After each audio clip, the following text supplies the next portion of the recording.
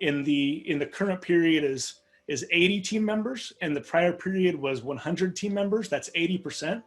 So 80% of that $1 million that you shell out is what is totally forgiven. If it ends up that you kept all 100 employees, then all of that would be forgiven.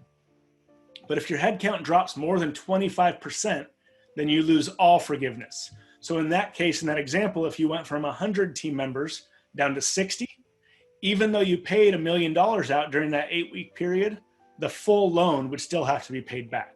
So it's really essential that you run those headcount calculations and you keep enough people to make sure that your loan is going to be in that forgivable range.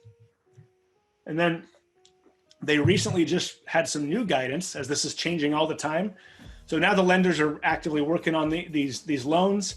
They finally said the business owner must come up with these loan calculations themselves, which most business owners aren't trained in navigating Excel spreadsheets and full-time equivalent calculations, at least not a lot of the ones that I've met with and worked with throughout my career. But it's still essential that you run these calculations correctly. Otherwise, you might not get the maximum loan amount that you're eligible for because you did the payroll calculations and ran the payroll reports wrong.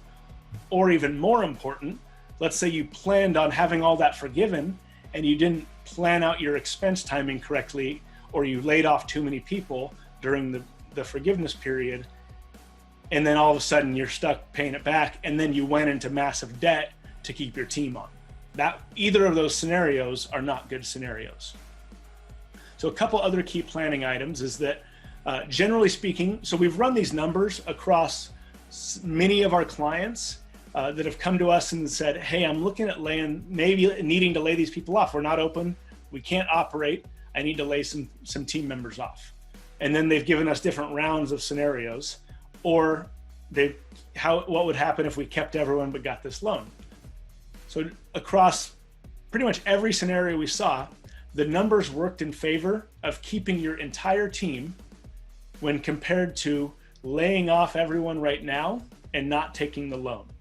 And if you're looking at getting the loan and laying off 20% of your team, the numbers still worked in favor of keeping your entire team from a strictly financial standpoint. Now, if there's people that are, you're looking for an opportunity to let go of anyways, that's a culture decision, not a numbers decision.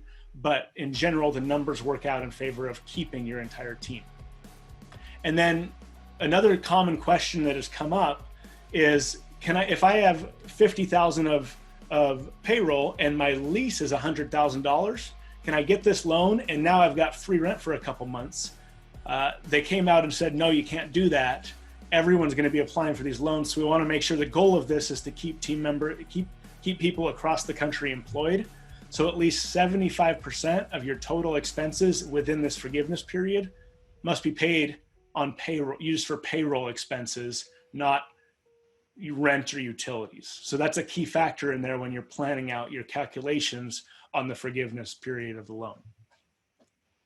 So additionally, the loan forgiveness period applies for the 8 weeks during the covered period.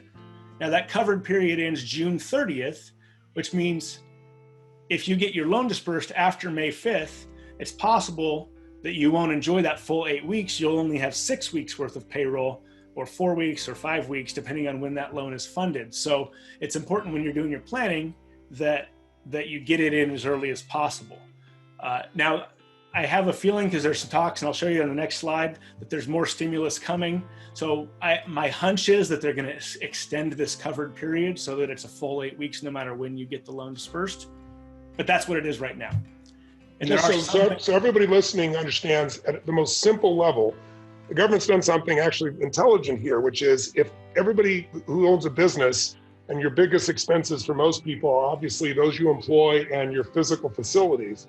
If everybody there who's trying to survive has to let go of their people, then unemployment, which is already taking a gigantic hit, would take an even greater one. And then people are not productive. And so rather than doing that, they're trying to incentivize you and I and all business owners to say, what can we do? Well, let's provide them a 90-day period for them to get through this time, basically, where we're going to give them 8 weeks, 2 months of coverage of the incomes for the majority of their people under $100,000. And we're going to then have them have to carry a month. So think of it as they're going to pay for 2 months of your fundamental overhead of people and of the 25% towards facilities and utilities, and then you're going to carry a month. And that'll get you through to about July 1st if they don't add more to it. Now, there's discussion today in Congress about increasing those numbers. We'll see where they show up. And if you're already in the system, it's going to be easier to tap into it. So it allows you to say, okay, instead of letting my people go, let's see where the world is in 3 months. And let me see if I can keep them all, because right now I can. So they're trying to give you significant incentives to do that. And I hope the majority of you will tap into this. The secret, though, is you want to get to the front of the line as quick as you can to get this done and get the right numbers done. And you can do that on your own, or you can come back to Tyler. But Tyler's got some additional benefits to show you. But I just want to give you the big picture. Think of a 90-day plan to get to some sunlight and where you don't have to be bleeding the entire time. And that's what the government's doing. And we worked with Tyler in this case, and we got approved yesterday, to give you an idea. So we've been able to do it rapidly. Not all banks are equal in this area. Some banks are saying we're taking applications, but we're deciding, especially some of the big banks.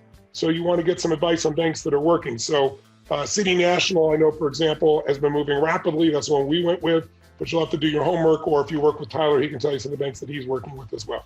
Please continue, Tyler. I just want to give him the big picture. Yeah, I appreciate you doing that. Definitely hopping in. And on the bank, I would first go to the bank you have a relationship with. If you have a lending relationship with a bank already, that's the place you want to start, because the banks right now, from everyone I've talked to who's really focused on in the lending space on this, the banks aren't figured out how they're going to make money on this. They're worried that they're not going to get reimbursed from the SBA, so they're really focusing on their current clients first, and especially the bigger banks. And then the other piece is a lot of community banks are doing their best to use this as a way to grab market share. So the community banks are more open to taking in new clients to focus on this. So I would start with, if you have a pre-existing lender that you're working with, talk to them, and then community banks. And then, I've got a few relationships as well that are working on putting these to the top of the pile. So, but as is highlighted by the things that Tony mentioned and these banking relationships, it's essential to move fast, because every business out there under the sun is wanting to apply for these right now. And so it's crushing the lending system. It's just an overwhelming influx. I just want to also clarify one thing, because I've seen a few people, I'm reading some of the chat going on as well. And some of the people are saying, well, how long is the forgiveness? Let me be clear. The government's trying to get you to keep people for 90 days. If you keep them through June 31st, and then you have to let them go, you will still have